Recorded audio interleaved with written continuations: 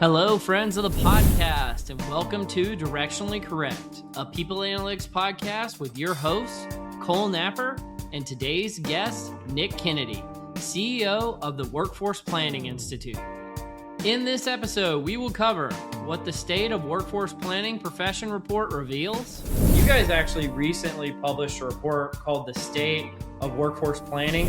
Why securing executive buy-in for strategic workforce planning remains stubbornly hard. To do SWP right, you have to be interfacing with the senior-most leaders in an organization.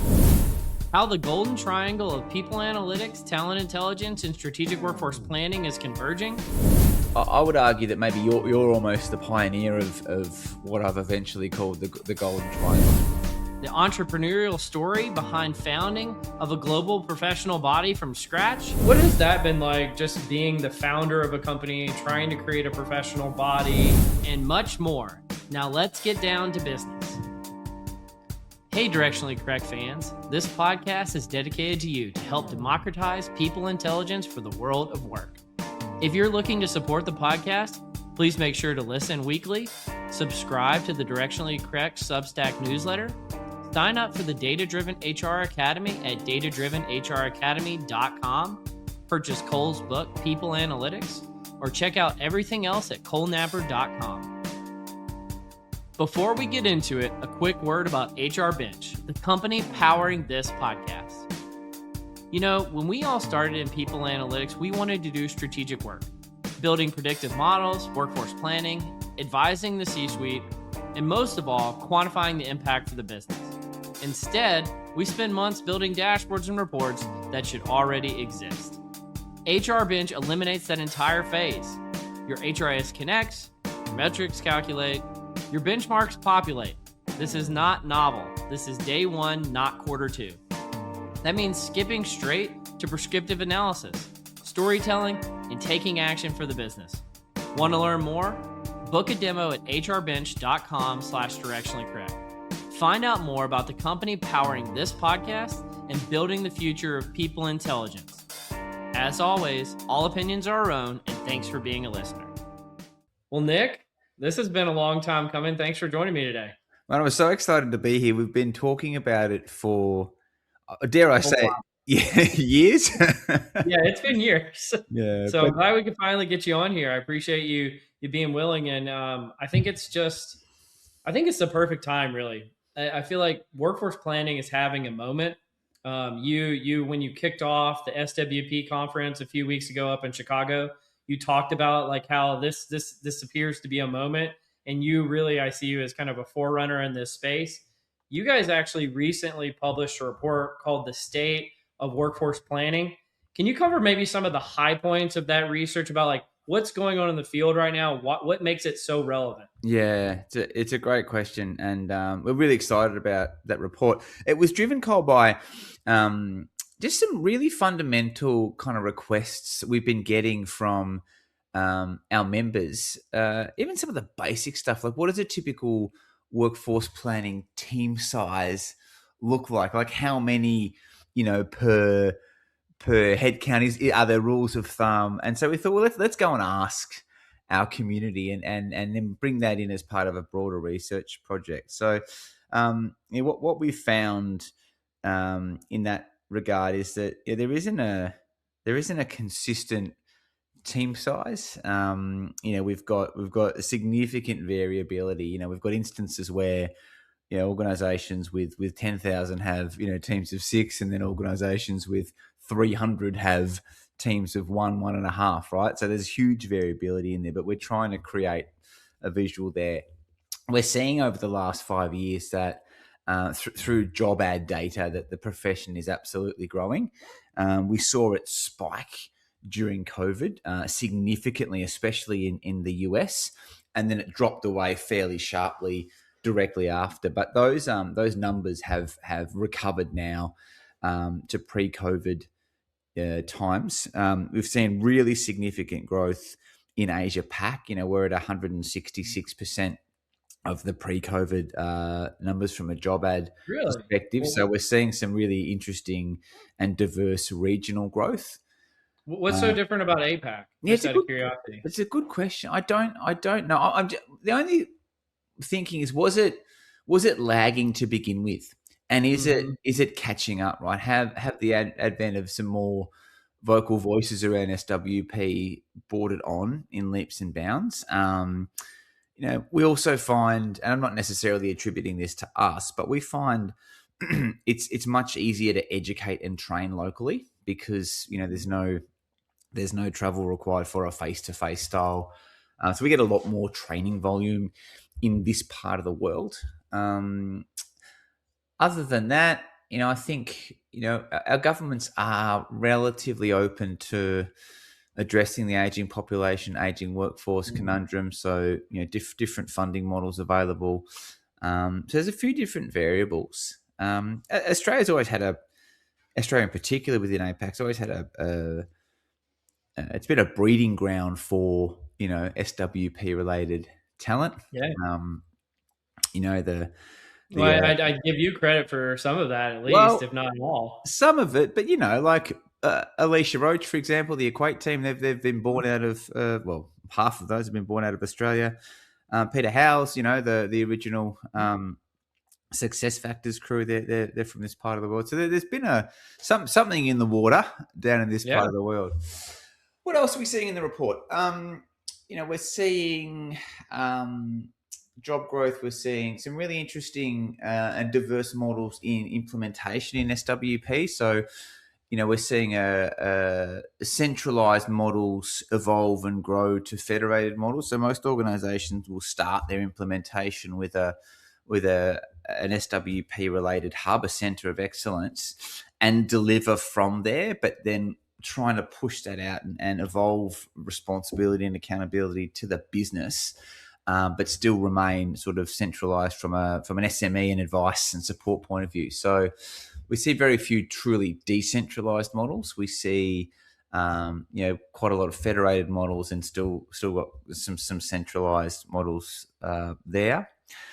Nobody believes themselves from a maturity standpoint. Nobody believes themselves yet to be truly expert across all of the areas that we look at, which, that's not a surprise, right? We're navigating this relatively new discipline together. So I'm almost of the opinion that very few people genuinely should carry the tag of SWP expert.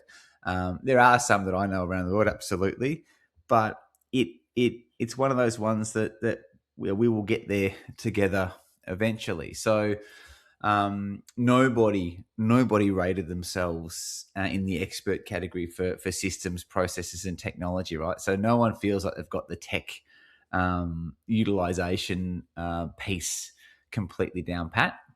And nobody feels like yet they're educating themselves in the space of SWP to an elite level.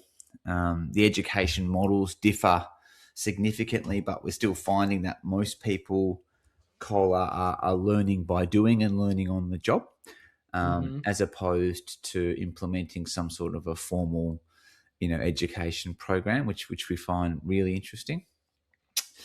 What else can I tell you? Is there anything else that you pulled out of the report that you wanted me to talk more on specifically? Yeah, you kind of started with it, and I saw this, and maybe I was misinterpreting it, but it looked like the median team size for organizations that had 50 to 100,000 employees was actually the largest. So companies that were bigger than that had a median size that was lower. I think it was around 5 people if you had more than 100,000 employees, but I think it was a median size of 8 people if you were 50 to 100,000 employees, and then obviously less than that with less employees. I was just curious, why do you think there's kind of that middle ground in terms of team size? I think that those really large orgs, and I don't actually know who's in that data set, right? The Sure, individuals, exactly. but we're talking about the likes of Amazon, Walmart, the really, really big companies. I think most of them are really still caught up in operational workforce planning. And Yeah. so they're yet to really tackle the potentially daunting task of implementing SWP. Whereas those mid-size organizations, it's funny referring to a 100,000 person business as a mid-size organization. Yeah, I know they're Um, huge.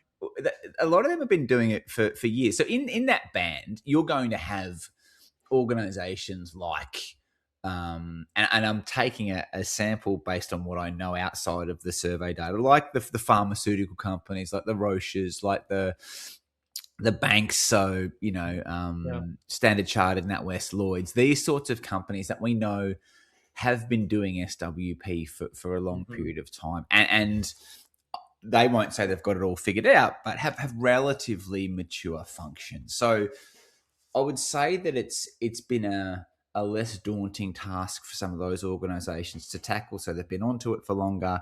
Yeah. Therefore, they've matured the function and recognized that perhaps they do need a few more heads in there. I have a hypothesis. I'm curious if you how you react to this. My thought on it when looking at it was those companies I think are too big. They're too big because it's a spans and layers problem. Whereas to do SWP right, you have to be interfacing with the senior most leaders in an organization. And at large organizations, there's just too many layers between an SWP team and the senior leaders to adequately do that. And so it just kind of gets snuffed out a little bit of the business. Whereas at smaller organizations, I know we're not a 50,000 person company is not a small organization, but at smaller organizations, there's actually less layers. And so you can actually have that interface between the leaders of SWP and the executive team at that organization. Yeah. So I love the thinking. And where I see that is when we're training organizations in capability mapping, right? We're looking at a process to identify strategically critical capabilities. The question comes up, what's the stakeholder cohort to gather this information? What's the right one? It's your executive, but then we understand that different organizations are going to have different access to that executive, and often, Cole, that's a function of size. And it sounds wrong, but it is, because the larger the organization, the more spans, the more layers in there, the more difficult it is to get access to the very top of that tree. So taking that thinking, because sometimes you see the heart sink when you and if not the executive, then the next highest level. So I would agree with the fact that as you become larger and become more complex, that access absolutely it drops away. Well, let's talk about the SWP conference. So first of all, I want to say a big thank you for having me attend. I was able to be there for a day. I thought it was just excellent. I hadn't been in 3 years since I chaired it a few years ago, so appreciated that. And just seeing the growth, the excitement, the relevant topics, just the stars that were there, I just want to say it was absolutely excellent. Can you talk a little bit about that evolution of that conference? And I know you've actually expanded it around the globe. So, you've got the London one, you've got the Sydney one, and you're even expanding into kind of other territories as well. So talk about that journey, if you don't mind. Yeah, absolutely. It's been different in different locations. So London, we have never really struggled to grow it. London, I think because of proximity to Europe and travel and all these sorts of things throughout the last 5 years where travel's been a bit more difficult, London's been relatively easy is not the right term, but less arduous. So the US, as you know, we started in San Diego. It was a small conference, circa 100 people. It grew a little bit when we moved it to Austin, and then we moved it to Chicago. And I think one of the critical things there is we've now anchored it to Chicago, which we've learned over time that when you have a home, conferences tend to grow a little bit more readily. So part of it's finding the right part of the US to optimize everybody's travel journeys, right? To make sure that, not too many people are flying across the country and so on and so forth. So that's been a part of it. But we have seen a real maturation of the content, the sessions, the engagement over that journey as well. So we used to see far more variability in SWP capability in the US. So we used to see a cavernous gap between, the elite, those that were doing it super, super well, people like AJ Herman and his task-based approach to SWP right from the early days spring to mind, right? I remember that session popping on the San Diego stage, versus, those that were just starting out. I think that gap seems to be closing a little bit, just due to the sheer size of some of the organisations and horsepower. We still see a bit of variability. So there's a maturing of the profession and the aggregate capability that I'm seeing happening, which is reflecting in the sessions and the sort of content that we're being shown. Also, the organisations that we're getting access to. I know that we did have a pretty impressive list of brands in San Diego, but you look at some of the sessions from this time around, like the session from Target, the session from McDonald's. They were fantastic. So we're seeing people are starting to recognise the event as a thing, and therefore that's more conducive. Yeah, I'll come and speak if it's got some credibility behind it. So that's growing. Sydney was Australia was the same story. We moved it around for the first couple of years. We anchored it to Sydney. Lo and behold, it started to grow. In London, what we've flagged is something that I no doubt you and I are going to talk a little bit more about. Is perhaps an acknowledgement of a number of very, very intimately interconnected disciplines or sub-disciplines. Through the fact that the sort of speakers on our conference stage bear titles that are pretty diverse. Not everyone has a strategic workforce planning director, VP title. Some people are from people analytics, some people are from talent, some people are from workforce development, workforce strategy. It's diverse. And so we thought we'd acknowledge that and we'd expand our conference within an existing footprint. So one day we will go into new locations. I've got no doubt about that. And new locations are asking for us to come and run conferences there. So Dubai, Germany, the subcontinent, India, we are getting requests. Can you come and run here?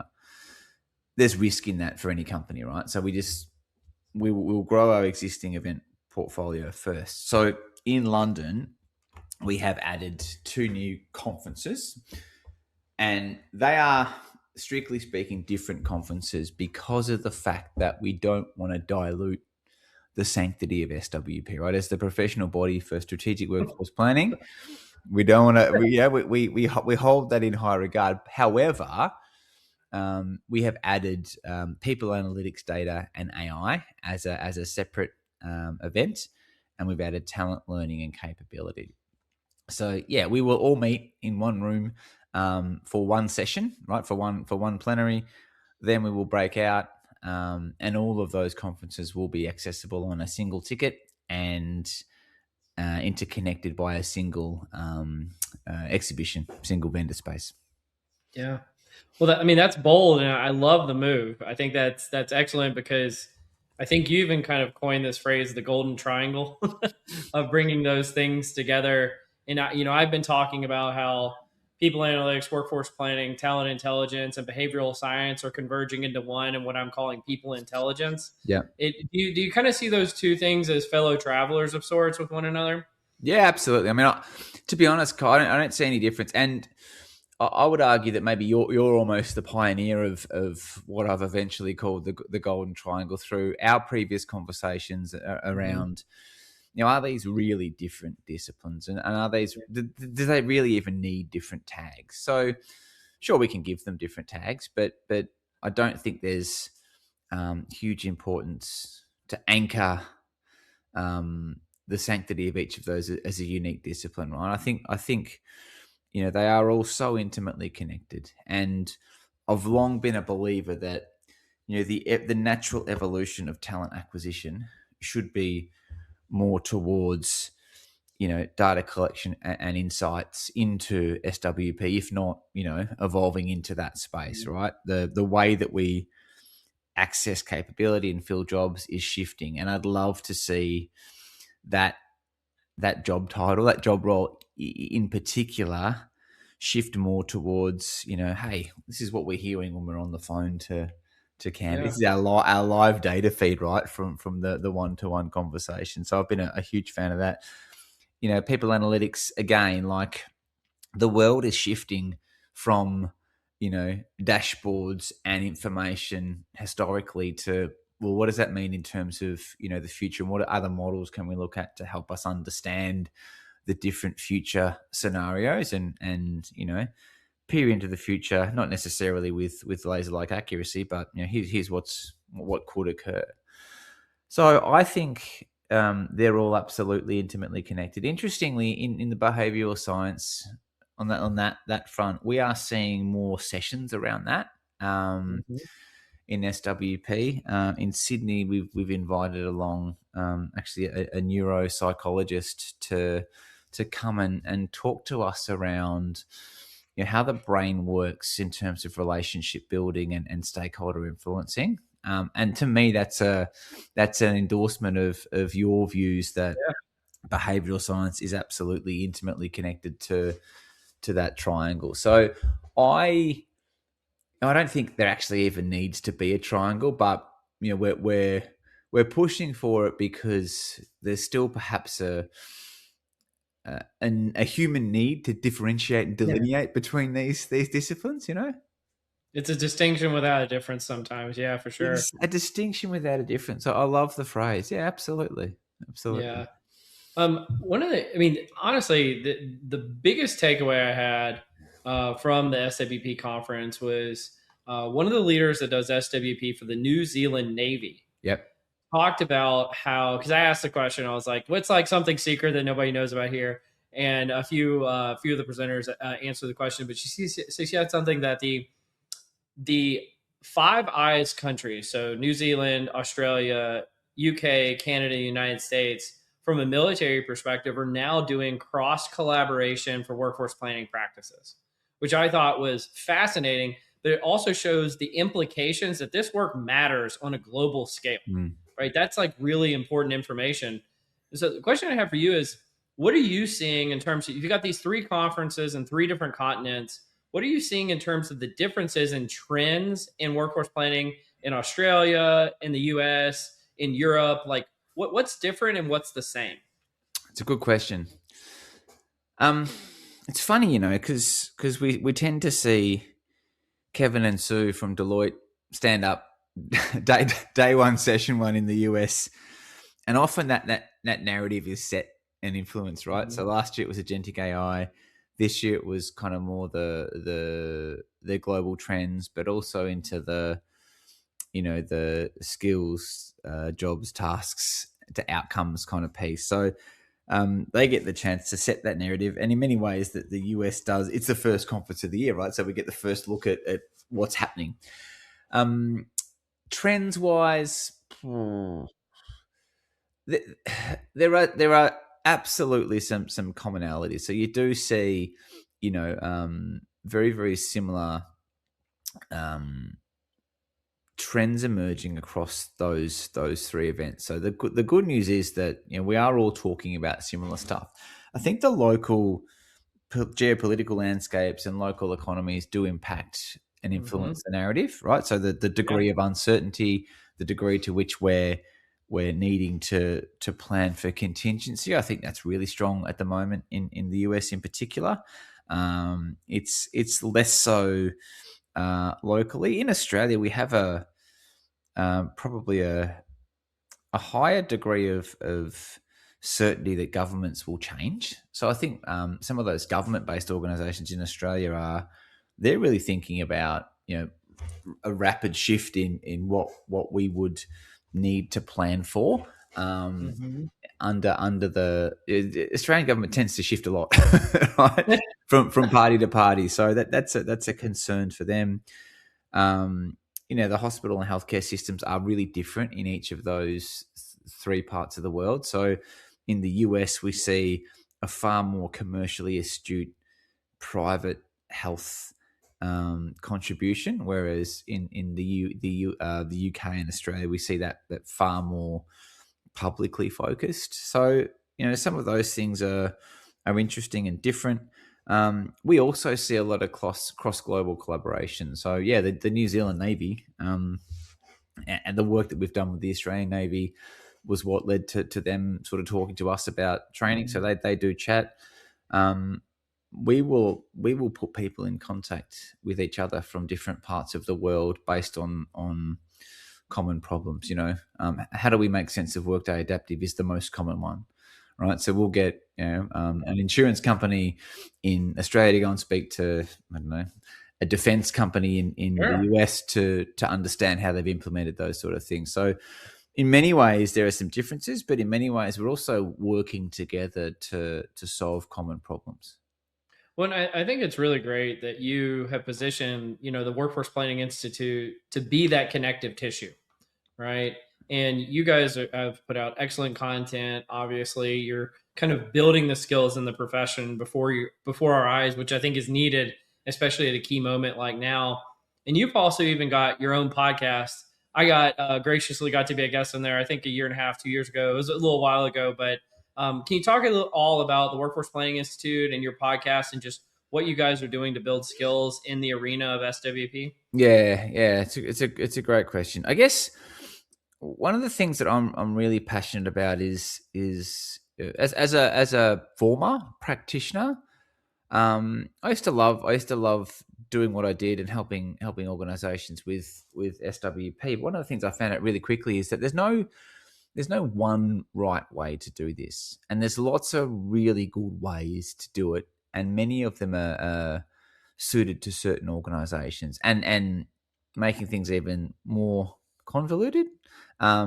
Bits and pieces of each of those methodologies are well suited to certain organizations. So I guess the Institute has never told anyone how to do anything at any point in time. All it's ever...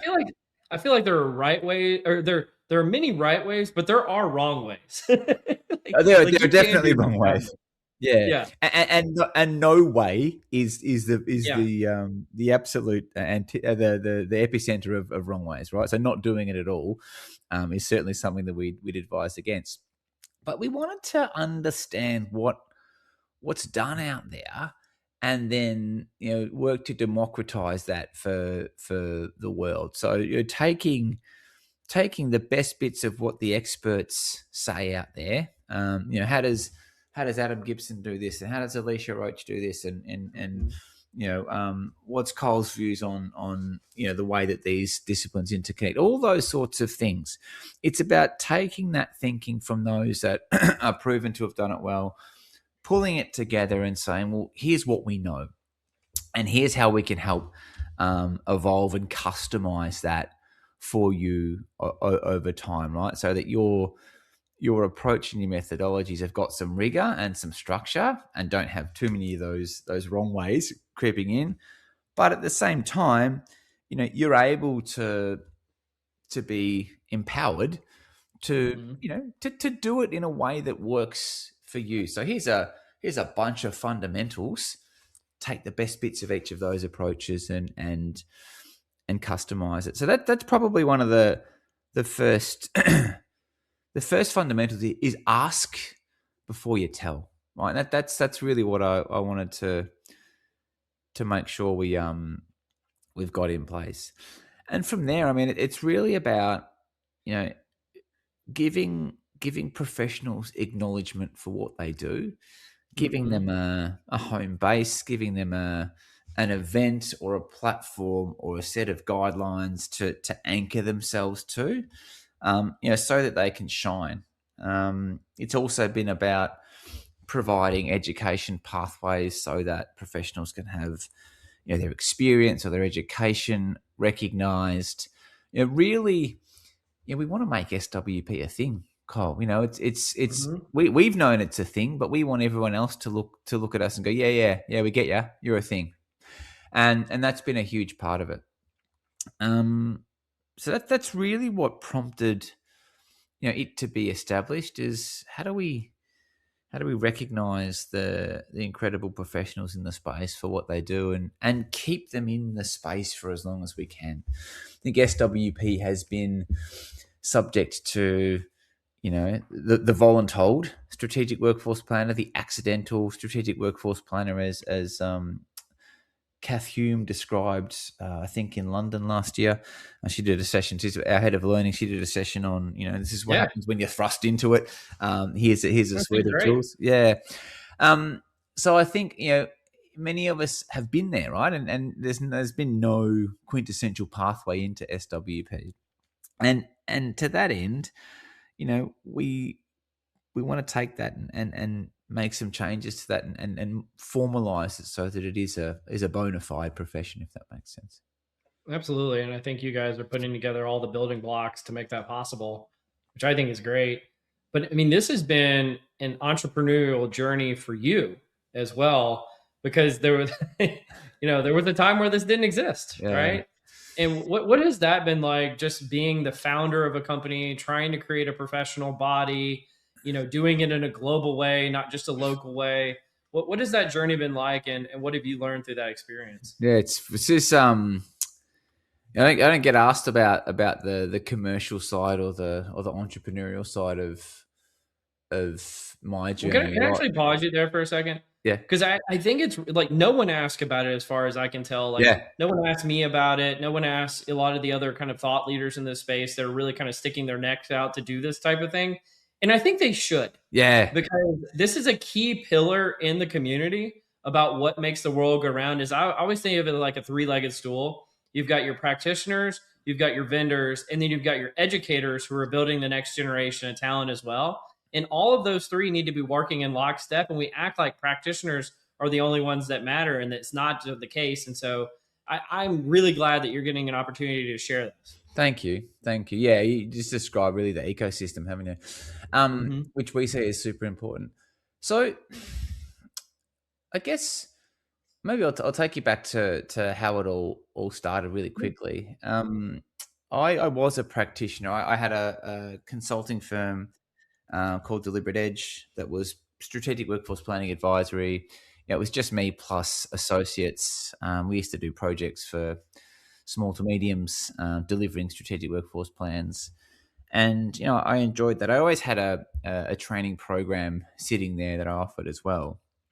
And then COVID hit and things got tight. And I remember, really looking for those sort of formally released requests for tender from government departments and those sort of things. And I saw one that I thought was right in my hitting zone. It was a small job, was perfectly suited to my skills, and I didn't think that a lot of the top end of town would be putting their hats in the ring for that. And then whoever was running the tender, perhaps a bit of a slip of the finger, accidentally replied with a reject letter to all in a CC'd manner, not a BCC manner. And I'm not going to name any names, but some of the companies on that list, some of the email domains on that list were right at the top end of advisory around locally around Australia. And I thought, well, if that's the space that if that's my competition, I don't want to compete anymore. So in the spirit of Michael Porter, one of the forefathers of contemporary strategy, my question was, well, what business are you in? I sat there and I said, what business are you in? And it wasn't SWP advisory. It was, you're in the workforce strategy, strategic workforce planning game. Okay, so how do I avoid having that level of competition, and how do I stop chasing the bigger projects and programs? How do I create a level of annuity and certainty in a community minded manner? And that's really what led to the birth of the institute. Was don't compete, don't collaborate, and turn your competitors into customers, essentially. And that was really the thinking behind it.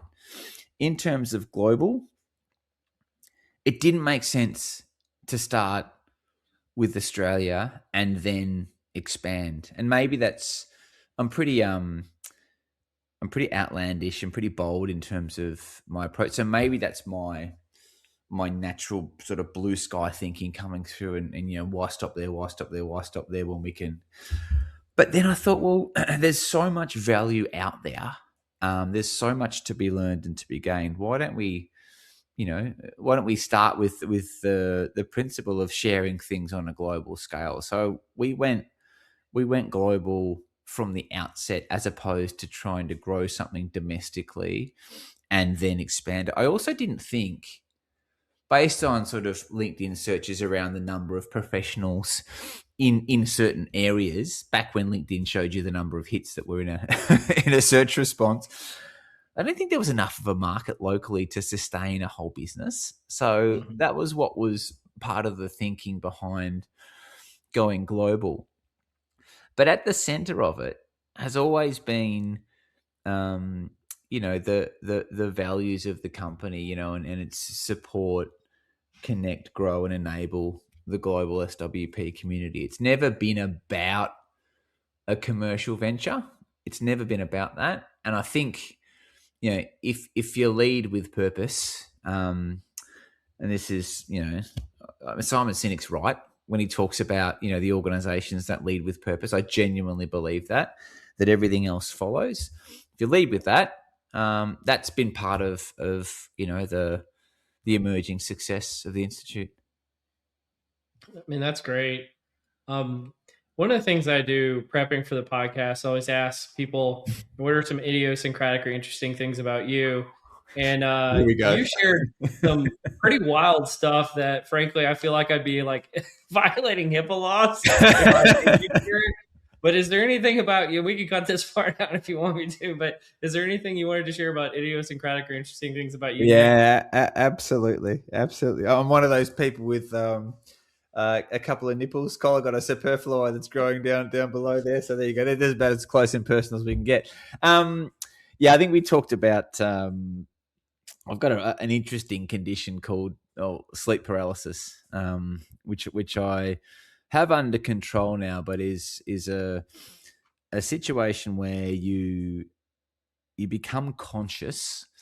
So in the middle of your sleep cycle, you become conscious and aware, but you are completely unable to move. So imagine sort of essentially waking up and not being able to move a muscle in your body. And it's incredibly scary. And I've seen specialists all over the world for this.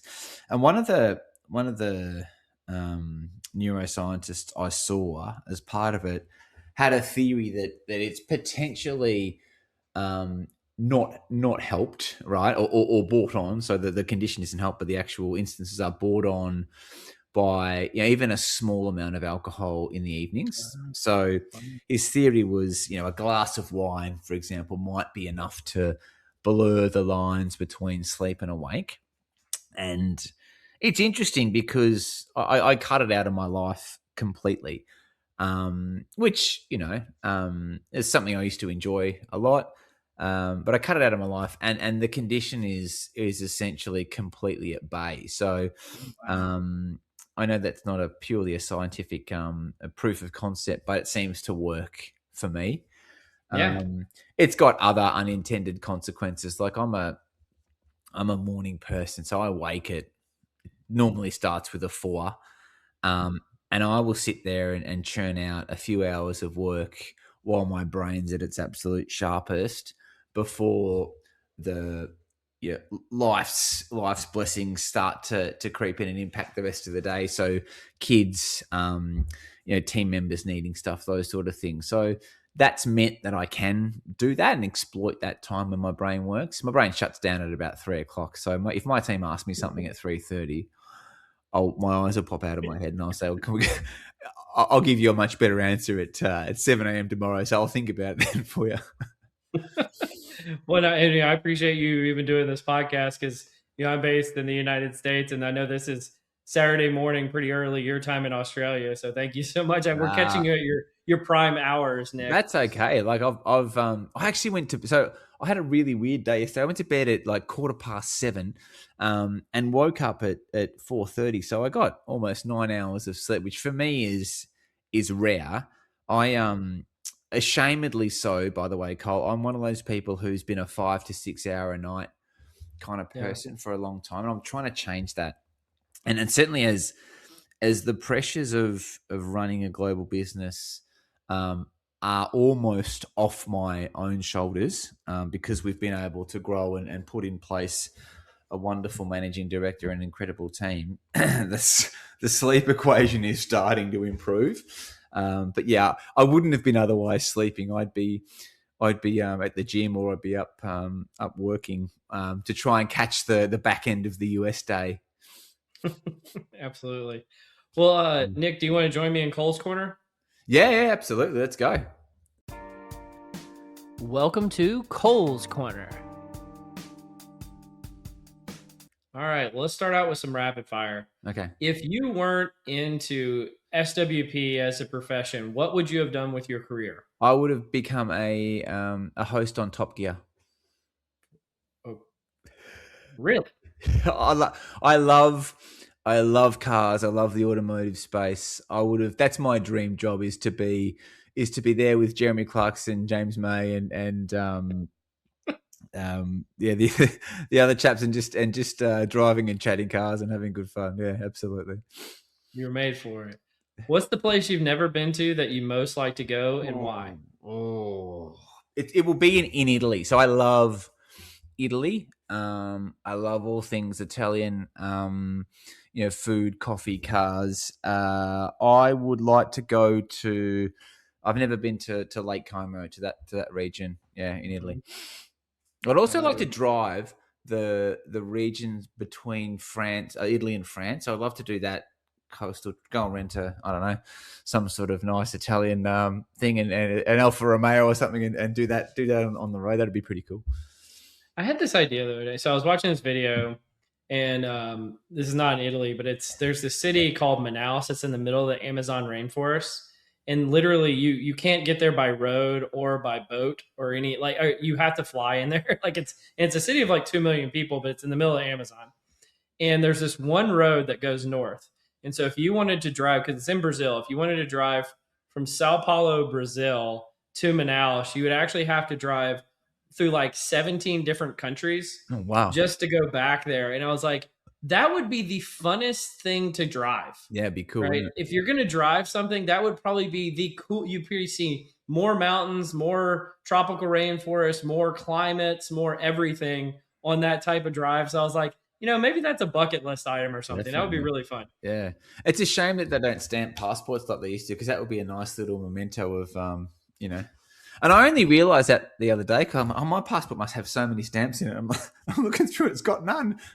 Oh, yeah, they don't do it anymore. That's kind of weird. All right, that was not so rapid, but I got one more rapid fire for you. If you were a character in any book, TV show, or movie, who would you be and why? Oh, Mr. Incredible. Okay, I like that. Why him? Because I'm kind of a bigger guy, so I'd like an excuse to carry a little bit more. Because his heart's in the right place, but sometimes maybe he's not always right. I mean, yeah, that's a good answer. That's a really good answer, Dave. Thanks. Hey, I got a question for you as part of Cole's Corner. Sure. What is it? What is your greatest professional fear? And you can fire it back to me if you like. I'll do you the same courtesy. Most people would say public speaking, but I speak publicly all the time, and that's not an issue at all. I'm trying to think, like, what is it? Because it's not failure, because I've done a lot of that too. Probably is going to sound kind of silly, because like I don't mind people not liking me, but I really don't like it when people I like don't like me. Oh, yeah. And so if like somebody I admired and respected I lost credibility in their eyes, that's my biggest fear probably. Yeah, what would you say yours is, Nick? Mate, I've taken on the onus of driving the SWP profession, right? So that's a big weight, and so not getting there, letting the global SWP profession down by not achieving what we want to achieve, by the time I check out. Now, I don't think that'll happen, and I absolutely think, I'm the person to help. But at the same time, like, what if we fail? What if we don't? Yeah. Because organizations fail all the time. Like, we're still seeing companies put all of their SWP chips in the middle, and a few years later, hasn't worked for us. We're going to sheepishly collect them all back out again, And so, how do we stop that? How do we make sure that we help these organizations make it stick? So for me, I've got a massive agenda, and that's what drives me is just do not let these amazing professionals down. Actually related to the one big question I have for you as a part of Cole's Corner, which is when I talk to the people I consider to be the top people in workforce planning globally, and I always ask them, like, who's the top workforce planning team, or who's got it down pat, or who's most mature. They always say no one. Yeah. Okay. Right? They say no one's there. No one's at Nirvana. And if you ask that in people analytics over time, they could name names. If you asked it in talent intelligence, they could name names. But workforce planning has never had this like pinnacle team or teams out there that have achieved the end state of being fully mature. Yeah. My question for you is, what do you think is holding the field back from getting to that level of maturity? Okay. So great question. One, is there a full maturity? Because it's constantly evolving. So I'd challenge it by saying, it's the relentless pursuit of excellence that I would define, the best performing teams by, as opposed to the, are we there yet? Are we at the end state? And the teams that I feel pursue excellence in a really, really constructive way would be teams like RTX, right? Who are committed to training their own people in their own methodologies and own approaches. And as you know, we've done case studies on this. So they've always been all in. They've always been, how do we best do this? How do we best improve? The Roach team led by Marika Cheney in Europe are really, really capable, all in. They have their own, forums and discussion forums and education forums.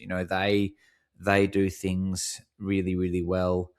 So there are organizations who pursue it with a rigor that I would admire and acknowledge. And for me, that's actually what matters. It's not how do you know when you're there. It's, are we sure that we're constantly pursuing the end state, regardless of whether we get there or not? Yeah, absolutely. Well, let's do some, what am I reading? And so I got a few articles I sent you for. I think we're just going to do 3 of them today, if that's okay. Yeah, sure. The first one I've got is called Strategic Workforce Planning Starts with HR Itself by Jean-Paul Lucassen. And he goes through, he says, you can't plan the workforce if you can't model your own. Which I think, and so he's talking about, you can't model HR's own capacity and its own ability to operate effectively. And so he says, at first glance, because he puts forward a formula for how to do this effectively, he said, it looks like just like another ratio, but it isn't. It forces you to articulate assumptions that are left implicit usually. How many employees can one FTE in your business partner team realistically support? How much support does a team actually require? How much work sits close to the business versus in a centralized hub? And kind of many other questions here. And so I wanted to get your thoughts on this one. And if you had any thoughts about just how doing, you ever heard the expression, the cobbler's children have no shoes, meaning HR doesn't even really support its own self with workforce planning. So how could it be supporting the business with workforce planning as well? Yeah. So some of the most difficult stakeholders to convince that SWP is a good thing are business partners. Mm-hmm. And I see this all the time. And this is not... Well, why is that? It's not an indictment on their strategic thinking capacity. They are some of the most busy and under the pump professionals that you're ever likely to meet. And what they do for a living is they deal with other people's dirty laundry, right? They're putting out spot fires left, right, and center. So the very nature of that function is operational, day to day, fix this problem 5 minutes ago. And so for us then to expect that they're going to buy into an activity that looks 3 years out, 5 years out, it's constantly moving, strategic, it's they're not incentivized that way. They're not being asked to do that in their day to day. So we need to provide them with a vehicle to think strategically and an opportunity and the headspace to think strategically. So when you get a BP in the training room for 2 days where they've got clear headspace, the shift in their thinking, they walk out of the room, the virtual room or the physical room, lighter and thankful for the ability just to think that way. So I think we've got to afford our HR people the opportunity to be strategic and to think strategic and to learn some of this stuff rather than just expect that they're going to do it. Absolutely. Well, actually, I have more comments, but I'm going to actually save them until we cover this next one, because I feel like you've teed it up perfectly, right. Which is, so Boston Consulting Group published the top 15 HR topics ranked by importance. And they had done this in 2023, and they did it again in 2026 to not only show what are the top 15, but how has the ranking changed in the last 3 years. Yep. Number 1 is people and HR strategy. Number 2 on the list is strategic workforce planning. I'm going to skip down a little bit. Number 8, which has moved up 7 slots, is talent management and succession planning. Number 13, which has moved up 5 slots, is org development and design. And then coming in at a cool number 15 is people analytics and reporting. Womp womp. Wish it was higher up on the list, but it's not. The reason why I mentioned those 4 in particular, SWP, talent management and succession planning, and org design, and people and HR strategy, is I feel like those 4 things combined make up what anybody, you know how we said that there's multiple ways of doing workforce planning correctly? Yeah. Those are the 4 key ways of doing workforce planning correctly, as far as I'm concerned. Yeah, exactly. Right? Yeah. And they're all increasing in importance over the last few years. And number 1 and number 2 on the list. Now, isn't that such a contradiction if HR business partners are saying that we don't need to be good at workforce planning, if the number 1 and number 2 things are essentially workforce planning, and every one of the 4 things that are related to it are on the rise? Yeah, exactly. So great comment. I'd ask the first 2, are they different? And the fact that organizations... They're not different. No.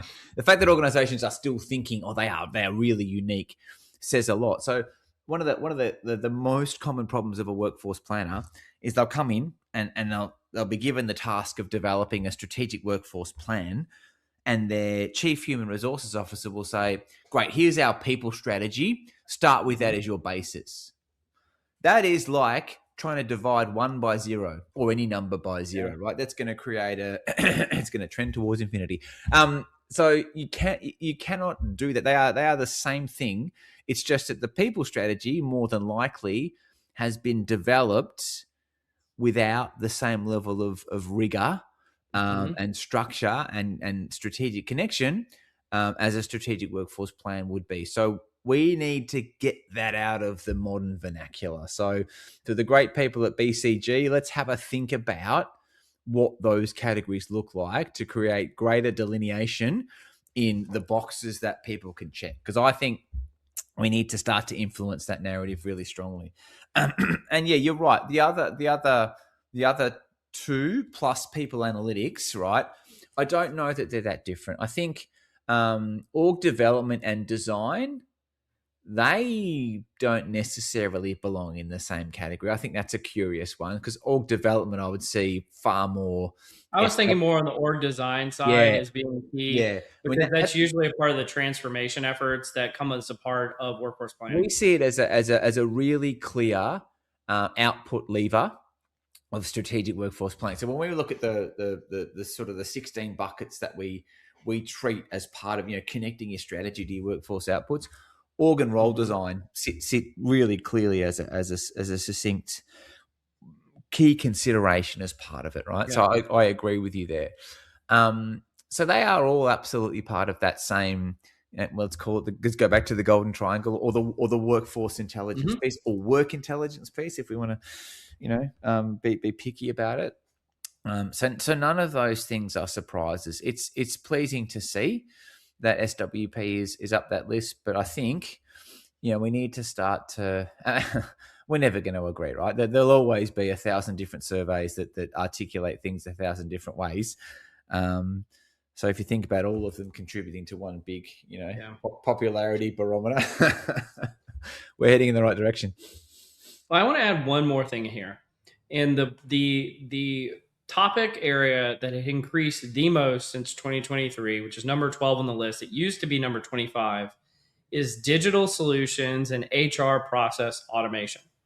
Yep. Now, I talk a lot about people intelligence and workforce planning, frankly, as a part of that.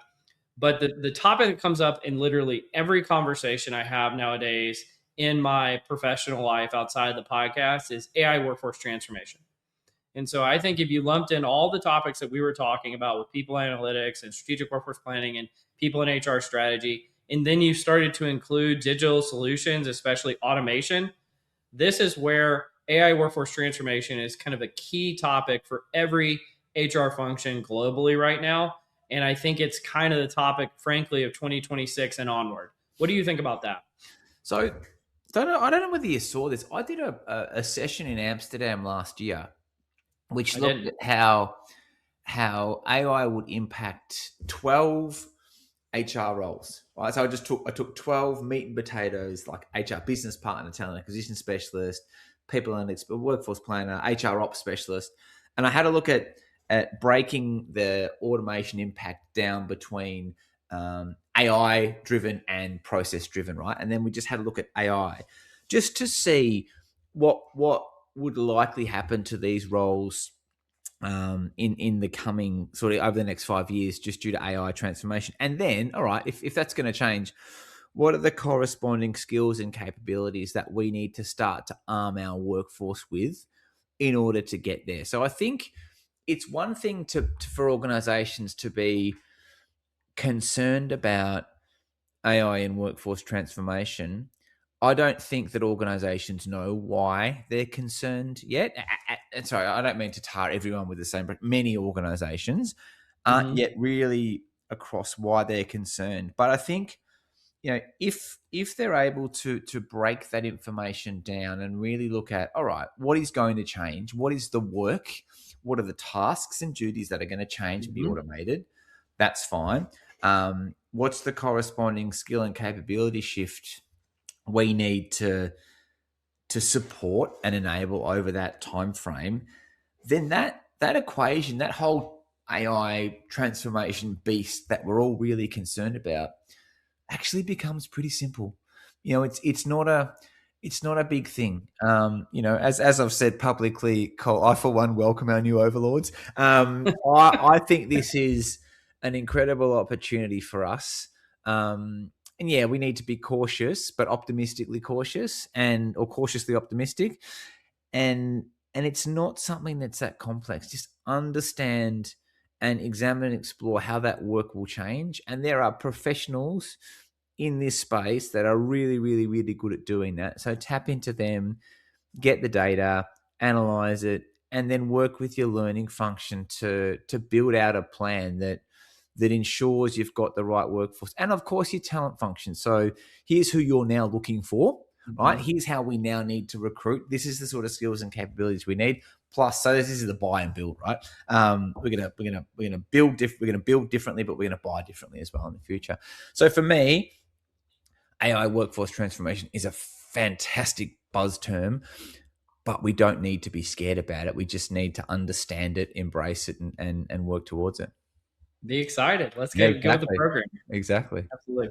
I have to ask you this question before I pull up the last what am I reading article.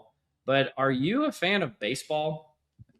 Every time I go to the US, I try and catch a game. Has been unsuccessful for Chicago. I've missed the Sox and the Cubs by half a day each time. So I will buy my children a baseball cap from the local stadium each time. So yes, I like it.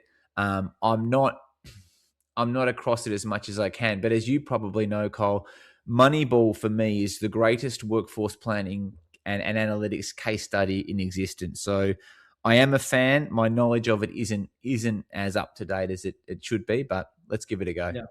No, that's perfect tee up here. I was going to apologize if you weren't familiar, because this is a really unfair article to put in front of you. But two friends of the podcast, previous guests, Tyler Weeks and Colby Kennedy Nesbitt, wrote articles in the respective Substacks. So Tyler's is First Principles and Colby's is Variance Explained. And it's called The Usual Stuff Plays: How Competitive Variety is the Key to Modern Talent Strategy. And I would say this article is a continuation on Moneyball. And so what has happened recently is the Tampa Bay Rays have kind of revolutionized the next instantiation of Moneyball, where they're able to, with a much lower salary than other teams, able to start, going really far into the playoffs, if not winning the World Series.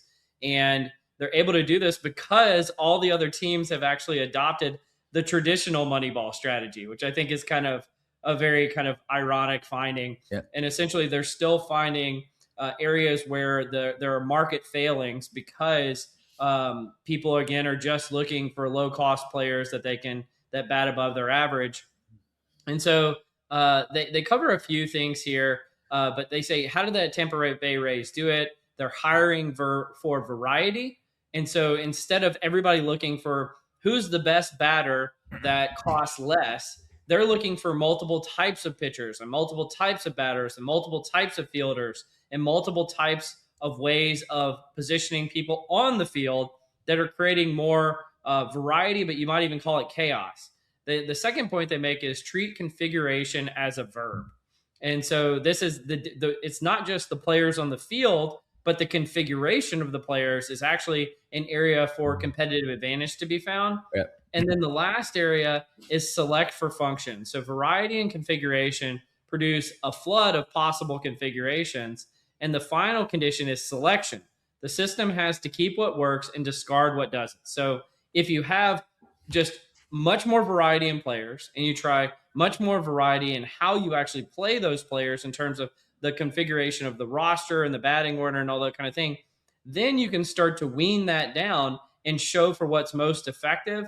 And by doing this, you kind of create this chaos cycle that it makes it very difficult for other teams to replicate and understand. So before I give kind of my meta thought on this article, which I thought was excellent, what was your reactions to it, Nick?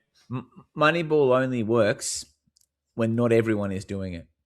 Right. So if you think about, again, I'm going to get back to Michael Porter, his three types of ways to differentiate yourself, and you use the term differentiation there. You've got cross leadership, you've got differentiation, and then you've got niche specialization. So Moneyball says we're going to differentiate the way that we compete to how everybody else does it. Now, the second that everybody else starts doing it, which I think, didn't the Red Sox basically implement it the next year? Didn't John Henry implement it the next year and win? And then everybody else comes along for the ride. Then, of course, everyone's doing the same thing. Now, that's what we've got at the moment in contemporary. Well, we're starting to get out of it, but we've had historically in contemporary talent acquisition. Everybody is looking for the same 5-tool candidate, right? The same 5-tool guy as they were in Moneyball, or girl, as it were. And when everybody's doing it, of course, you're competing for a fundamentally fixed pool of resources, and you push the price up, right? So you create this false economic bubble. So I love the fact that they've looked at that and said, okay, well, what is the next evolution of doing it? I also love the fact that, you mentioned keep what works and remove what doesn't. Right? That's an analogy for, reforecasting, scenario planning, adjusting your plan based on what's shifting, what's moving, what's successful, what's not successful in the market. So my initial thoughts are, you got to keep differentiating yourself, otherwise everyone will catch up. Yeah. So I want to make a point that the article does not make, but I think is a point that is going to be quite relevant in businesses over the next few years, which is this. What they did was very unconventional. It was so unconventional and so data-driven that I don't think any human being on Earth would configure enough variety, enough configurations, and enough ways of selecting for those talent, the three pillars that they chose, on their own. I think only a machine, and even like AI-powered machines with decision-making and kind of like stochastic models and those type of things can put into it, would create the situations that would make this possible. Which means, from a decision-making standpoint about the key components of baseball, They've essentially moved out of the hands of a human being and into an AI, right? Which is a key thing that organizations are talking about right now. And my thought is the same is probably true for business decision making. And so organizations are trying more and more to adopt AI. But the one thing that I can see from that I've seen is no businesses are giving up the reins of decision making yet to AI. They're saying we're going to make more data driven decisions. Fundamentally, it's the human in the loop that's going to finally make this decision. And the thing that I think about is what are you going to see in terms of the competitive dynamics of businesses if any businesses actually start to go the Tampa Bay Rays route of taking a human out of the loop, truly doing experimental, crazy, wild things that and in configurations that no human being could ever come to that conclusion on their own, and potentially seeing some, outsized returns as a consequence of that. What will happen to the competitive dynamics in business, much like in baseball? I think it'll be exactly the same as Moneyball. So those that'll do it will get onto it first, and then there'll be followers, right? And then there'll be everyone's doing the same thing, using a fixed pool of agents. So no one's got access. Well, not too many people have access to agents that aren't democratized, right? And then we'll go back. We'll go full circle. So an organization will say, "Hang on, we've all AI'd this up the yin yang. Let's bring humans back into it. Let's bring emotion back into it. Let's bring feeling back into it. Let's bring culture back into it. Some of the things that maybe are harder for machines to assess. So we will go all in, and AI will start to make decisions for us, and we'll be okay with that because AI will get better at making decisions, and then we'll go full circle. We'll come back out again. That's what I think will happen. Yeah, absolutely. It'll be the hokey pokey. Nick, did you have any other questions for me? Other topics you want to bring up before we wrap up? No, I think this has been incredible, Colin. Look, I love what you're doing with the pod, and I've just been absolutely honoured to be a guest here. I'm really excited about what you and I have cooking for bringing your voice to what we're doing and really combining our superpowers. So I think the future is bright for people analytics, workforce planning, talent intelligence, org and role design, all of those sort of interconnected disciplines. So let's make beautiful music together, so to speak. Let's do it, Nick. And if people want to learn more about you or your organization, where can they find out more information? Yeah, absolutely. Look, I'll connect with anyone in the space on LinkedIn, so that's absolutely fine. If you want to download the report, or you want to have a look at any of our training related or conference related information, it's all on the website. It's just workforceplanninginstitute.com. Easy to get access to. We have now lifetime memberships as a standard, so join up and you never have to worry about it again. That's probably the easiest. Or come and see us at a conference and do the old school thing and walk up and say hello. Nothing makes me happier than those sort of face-to-face discussions. I love it. Well, you've been a fantastic guest today. Thanks so much for joining me, Nick. You've been listening to Directionally Correct, a People Analytics podcast with your host, Cole Napper, and today's guest, Nick Kennedy. Thanks for joining me. Thanks, Cole.